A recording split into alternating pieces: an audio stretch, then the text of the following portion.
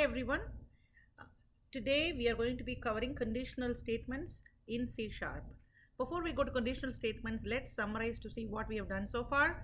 We have done input, we have done output, and we have done some basic operations. So these are the three steps that we have completed so far. So in order for us to be able to do more complicated logic, that is where the conditional statements come in to help us. Let's look at a simple example. So if your age is equal to or greater than 18, you can vote, right? This is more like you are making a decision based upon the age of a person. So if the age of a person is greater than or equal to 18, we tell them that they can vote. If the age is less than 18, then they are not eligible to vote. Similarly, in order to be the president of America, your age, if it is 35 or more, you can be president. If you want to go to college, I think it is 17 or more, then you can attend college. So your drinking age is 21, right? 21 means you can have alcohol, you can buy alcohol. So these are some restrictions based upon the age, right? So we make certain decisions based upon this one variable that is called as age. So in order for us to be able to actually incorporate in code, we need some kind of statement that would assist us in doing this. So we normally say if the age of a person is greater than or equal to 18, right? So if is a statement. In C#, when you say if, that is a conditional statement. Again, if we say else, if that person is greater than or equal to 18, you can vote.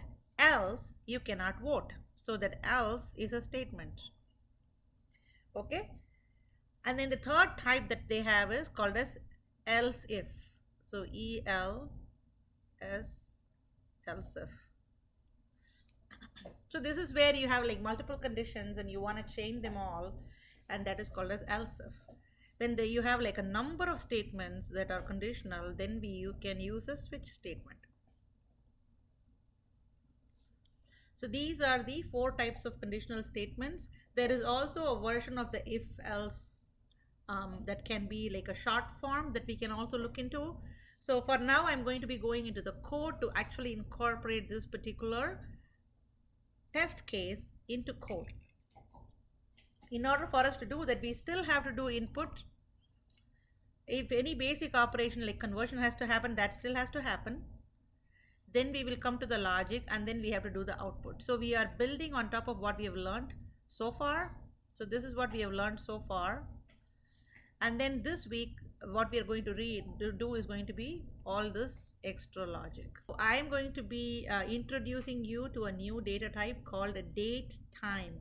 We will use that in some of our projects. So today we will be doing 2 things. We will be looking at, in this particular video at least, we'll be looking at the date time variable to calculate age. And then using the age, we will make some decisions. Okay. In this video, we'll be looking mainly at the if statement first, and then in subsequent videos, we'll be looking at else, else if, and switch statements. These are the steps we are going to be doing in order to calculate the age. Once we calculate the age, decisions based on age using conditional statements. So these are the steps. So it really helps me to think about this in a sequential order before I start coding. So let's do one by one. So get date of birth. How do I get date of birth? By using a input statement. So console.readLine, right?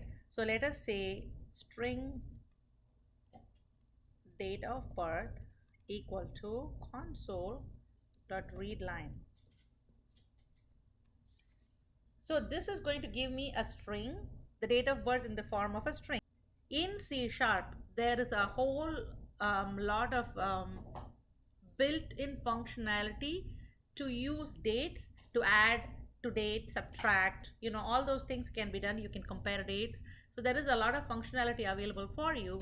So that would not be available if you were to use date of birth as a string. So the data type for date of birth is called as date time. So I'm changing this to date time. Date of birth, so date time. So it has to be proper case like that. So date time is a valid data type. You can see that there. But console.readLine gives us string. So again, we have to do the conversion here. Convert dot to date time. That is available for us. Okay, so we got date time, date of birth equal to convert dot to date time console.readLine. So this is going to give us the date of birth. Now, once you get the date of birth, you need to know what today's date is. How do you know today's date? So when you say date time dot today, that is available for you already. Date time there dot today. So in order for you to reference, I will leave a link to the available methods for date time in your reference material in the Blackboard. So when you do date time dot today, today's date minus date of birth, right?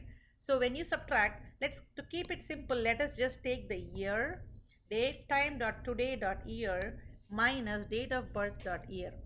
So we want to just take the 2 years. So this is going to give us an integer of age. So this is how you subtract 2 dates. So date of time dot today dot year. So today will give you today's date, and today dot year will give you just the year, which is 2023.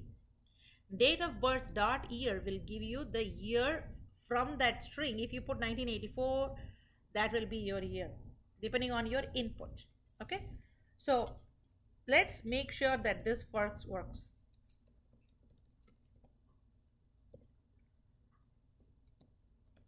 Age equal to. Okay, so one way of if you have multiple things, if you have a lot of items to display, so normally you can do like this, concatenate and say age. But another way to do that is to actually put it in here. So this has to start from 0 and you can do a comma. So if you want to do like multiple ones, you will say 0, 1, 2. This is another way.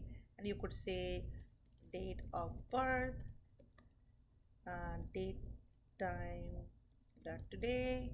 So it will give you all those dates. Okay, so if that is what you want, you could go for that. And each one parameter this will be age, this will be date of birth, this will be date time dot today. So you can validate and make sure that you're getting everything right.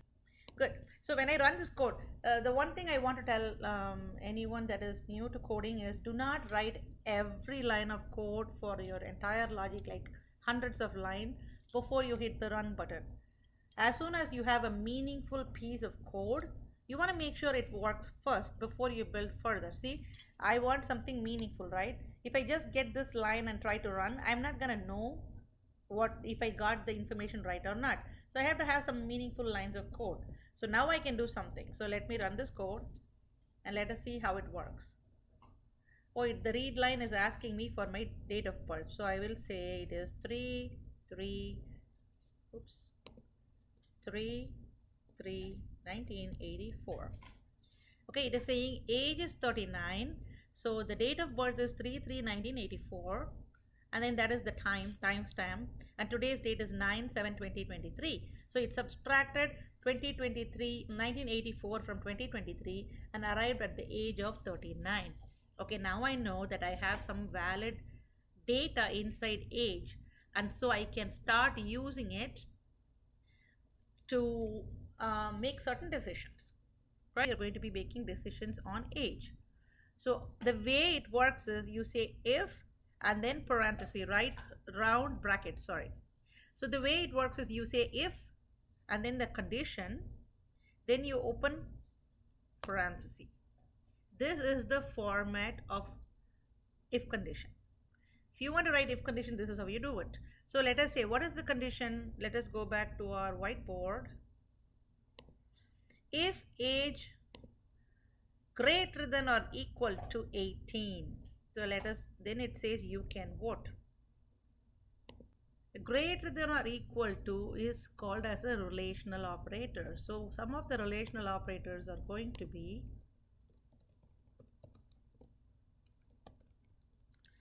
greater than, less than, greater than or equal to, less than or equal to, sorry, that is double equal to is equal to, a comparison. Last but not the least, we have not equal to. So these are going to be called as relational operators. We can use any time we have a condition like that.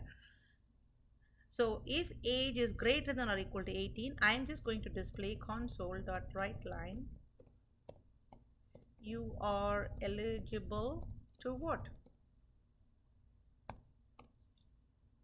That's it, nothing more inside that statement. Done. Okay, there is no else here because that's not how I wrote it, right? So I just said, hey, if you're eligible, if you're more than 18, I'm going to say, hey, you're eligible to vote. Otherwise, I'm not going to say anything. Next condition is going to be if age greater than or equal to 17, console.writeLine, you can enroll in a college. Or rather, you are eligible to enroll in a college. So you can copy because it's very similar what we are doing. We are just changing a couple lines, right?